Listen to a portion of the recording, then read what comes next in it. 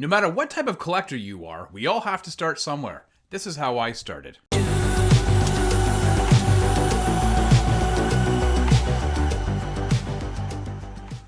Welcome back to the 905, the channel where we talk about comics, collectibles, and whatever. And by whatever, I literally mean whatever. We can debate which are the three best potato chips of all time, but let's face it, we already know what that is. Sour cream and bacon, Cool Ranch Doritos, and barbecue Fritos. Don't even come at me. That's what the selection is. That's the choice. That's the top three.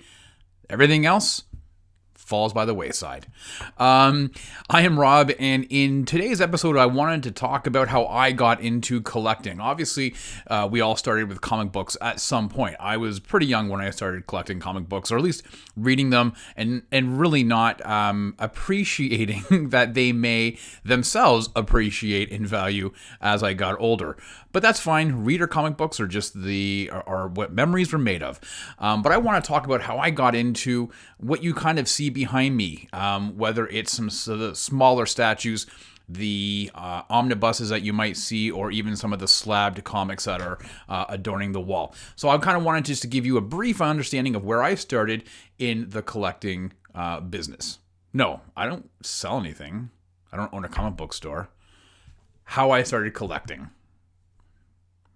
So I got back into reading comics around the middle part of the New 52, I guess almost while it was heading down into the Rebirth era. At the same time, a friend of mine is a huge statue collector. He's got quarter scales, half scales, life size, busts, hot toys. He's got everything that you can imagine. And admittedly, he has more statues than he has the room to place them. But regardless, he showed me his collection in his basement one day, and I was completely blown away. And I said to my wife, "Hey, wife, I want to start collecting statues too." And she said, "Hey, Rob."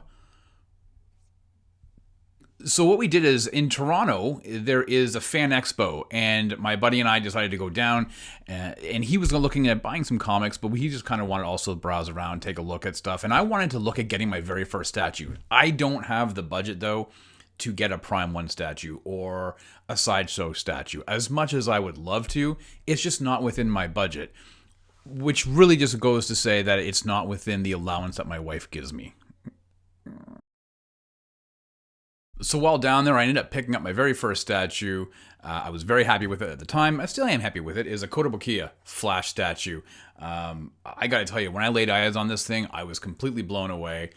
My expectations were met. It's a budget-friendly statue. It was about 135 Canadian. I told my wife it was only 75, and that's the story that I'm sticking to. But this was my first statue. I remember calling her, I sent her a text message, I guess, on the way home on the train. And for the record, it's very obvious that I'm Canadian because I just apologized to really no one in particular. I sent her a text message on the way home and told her I picked up a statue. In her brain, I had this big, massive statue, which is nonsensical because how would I get it on the train? From there, though, I kind of got into slabbed comics, CGC comics. I was watching some online videos on YouTube about people who were doing slab unboxings, and I got really hooked into it. So I decided to pick up my very first CGC book. And that one was Saga #1. First printing. I picked it up at a local comic book shop to where I am in the Toronto area. And I got to tell you, I love this. I picked it up. I paid for it. I ran to my car. I got in and I took it out of the bag and I was super excited. I got home and I'm sitting there. I'm like, oh, this is amazing. I was holding it up like it was Simba from The Lion King. And while holding up going, oh, I realized there was a whole bunch of cracks and it was broken. And so that really just dashed my dreams pretty quickly. I contacted my LCS, and the guy was really cool. He was able to take it back and send it into CGC to be reholdered. That whole process took about a year or so. In the meantime, I was able to display it. But yes, it's back now. New holder. Very excited. And this is what kind of started my collecting of CGC books. All right, last but not least, certainly not least, is my very first omnibus. Now, for those of you who aren't familiar with what an omnibus is, it really is a collection of anywhere between 25 to 50 or so issues of a run, of a comic book series run put together.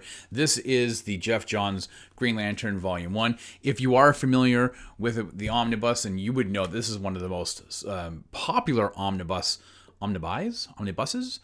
Anyways, it's the most popular one around, and for good reason. I'm actually currently about, let's just call it a third, but really it's about 28%. So that is how I got into my collecting. This is how I started.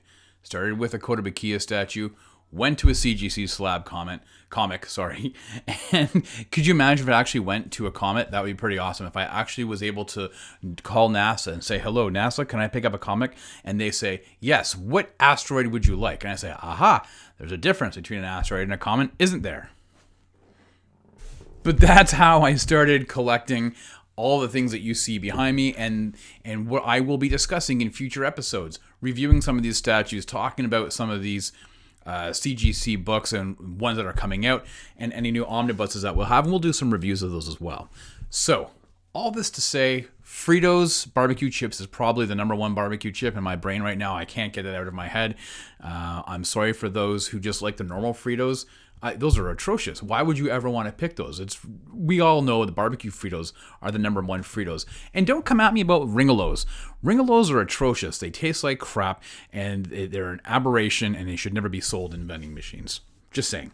I hope you enjoyed it. Do me a favor, hit the like button, subscribe to the channel. You can even hit the notification bell when new videos are coming out. And until next time, take care. See you later.